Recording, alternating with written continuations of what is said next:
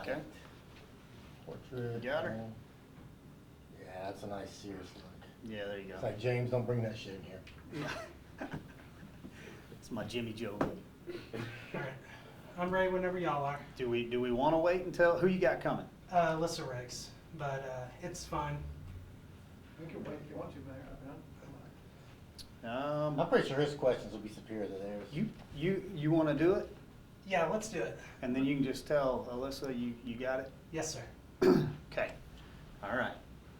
Who wants to go first? I think Trayvon had called. If Trayvon's pretty hyped up, we'll let Trayvon go first. All right, so as we know yesterday, you guys do not have the agreement with Randall County no more. What was your guys' reaction? Have you guys had these discussions before? Just go into detail about that. So let me start by saying the city of Amarillo, the mayor and the council are 110% behind our Randall County Sheriff and our Sheriff's Department. We love the job that they do. We've had a decade-long arrangement and agreement with them, and we're working to put everything on paper that we need.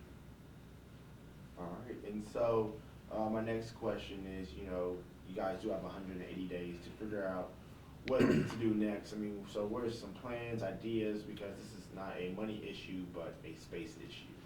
So the issue really is what you saw yesterday from the Commissioner's Court was that they gave us a notice that we had 180 days to finalize an agreement with them and to come into compliance.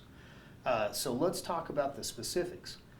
Everything that the judge has asked for, we've accommodated and we've agreed to.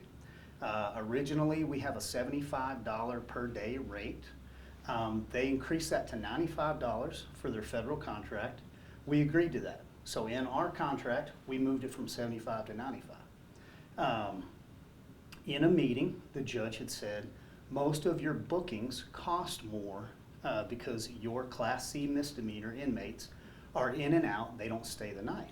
So their cost of $275 per inmate to book them and process them, we agreed to.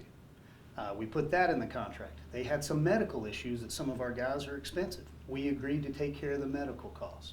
And then on top of that, if you run our averages, we have 7 inmates per day that go through bookings at $275. You do that times 365 days, that's $700,000 roughly. We agreed to pay $300,000 in additional on top of that because we support our Randall County Sheriff's Department and we value the relationship we have there. So not only have we tried to accommodate everything that she's asked for, we've communicated all this, and we were very surprised that we didn't get a phone call, we didn't get an email back. It ended up in Commissioner's Court where they were taking action as though we're non-compliant. So I would tell you it's a misrepresentation of the facts that we're non-compliant. We're compliant in trying to enter into an agreement that is old. And you heard the judge say, she said, this agreement's antiquated. And so sure enough it is. That's why we're producing a new contract with everything stipulated the way that she's asked. And so what is you guys in the city council, next steps, trying to figure out the next 180 days to find another agreement or reach an agreement? Trayvon, that's a great question. So our next steps as a council is we've requested a meeting with the sheriff and with the judge, one of her commissioners. We'll bring one councilman, myself, our staff, and we want to get a face-to-face around the table. Why aren't we able to agree on the numbers that you've provided based on your cost for us to be housed inside of your jail? And then what else can we do?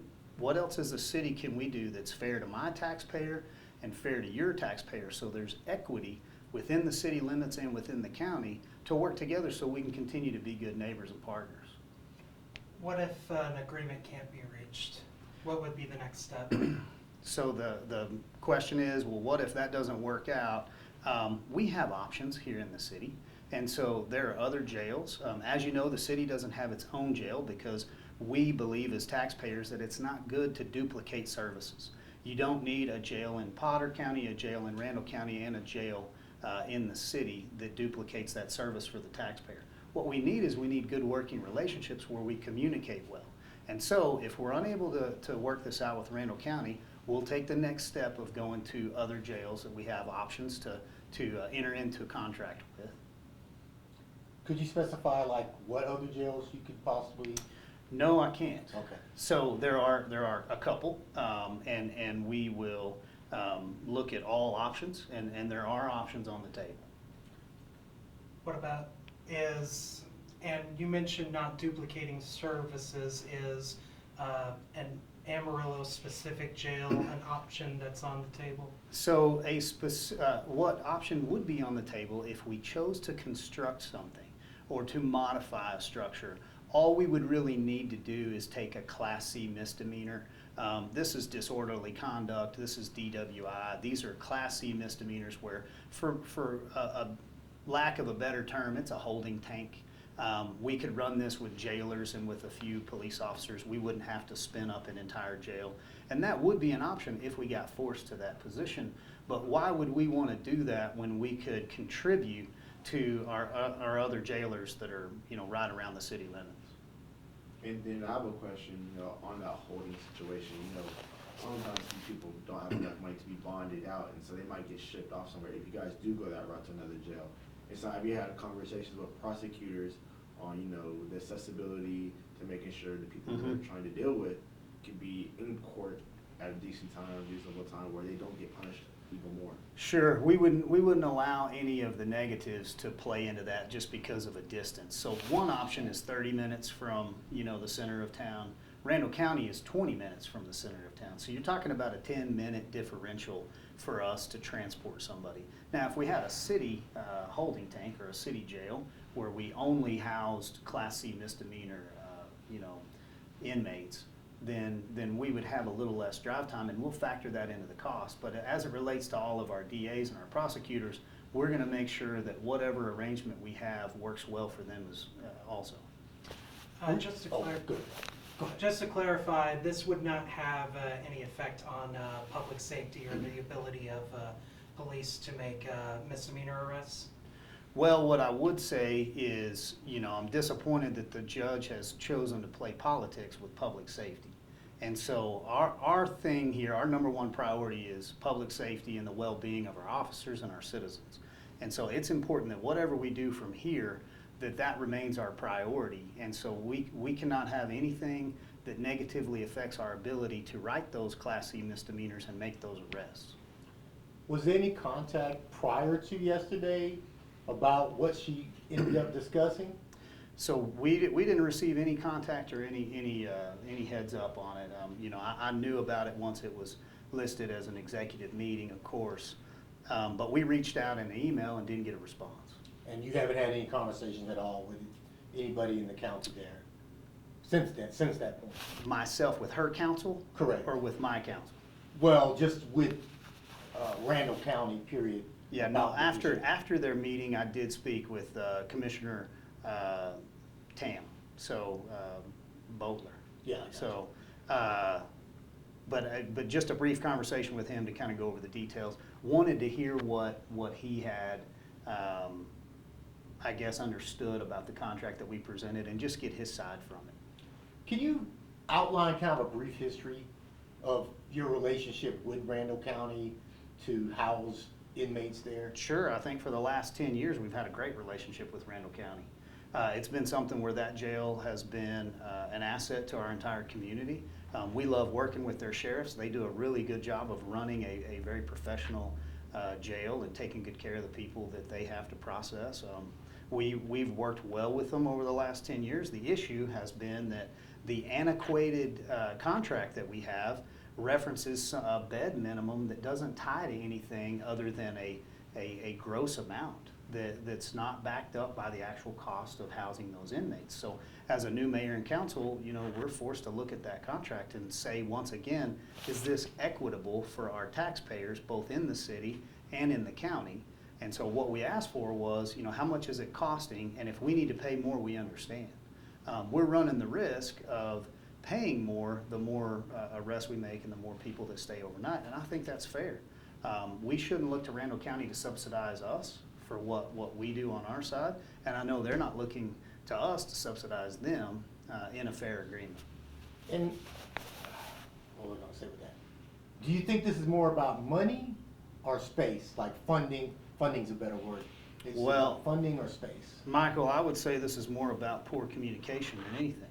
I don't think this comes down to money or space. I think this is just two entities that haven't taken the time to sit down and really work out these details. And so that's my disappointment, is that we presented something that was in line with what the judge asked for, and we were looking forward to another meeting. And of course, they took action in a non-compliance way, which I think is a drastic misrepresentation of where we're at in the process. I'm sorry, I'm gonna adjust these microphones just a little bit. Too low? Well, it's, the tip of your jacket is starting to scratch against it. So. I don't have to stand that close. No, you're fine.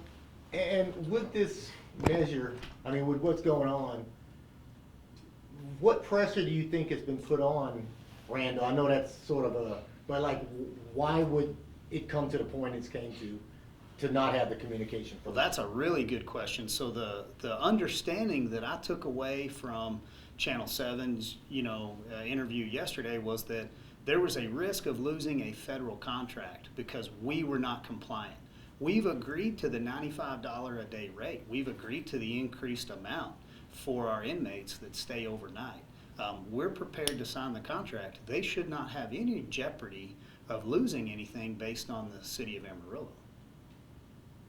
So so this is just poor communication? Would you characterize it as such?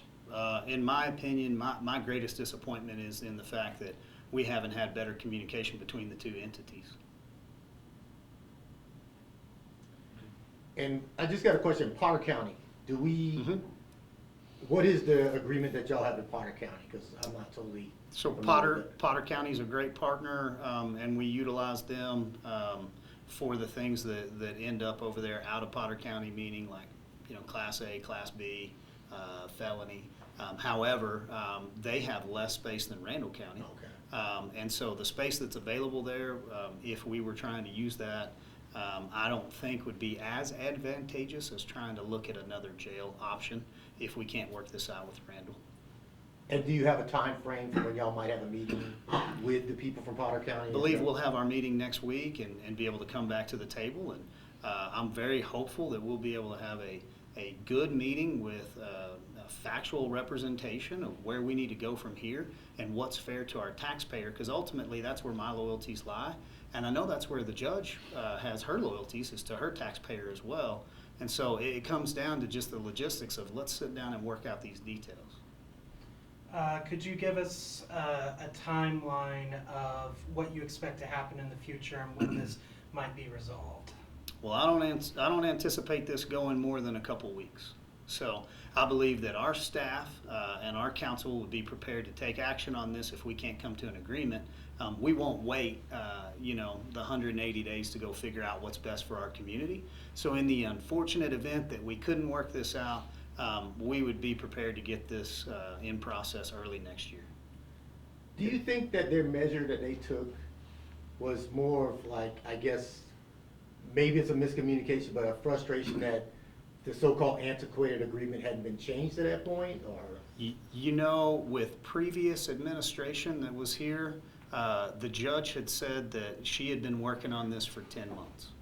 So I believe some of the frustration comes from the previous city manager not finalizing this agreement.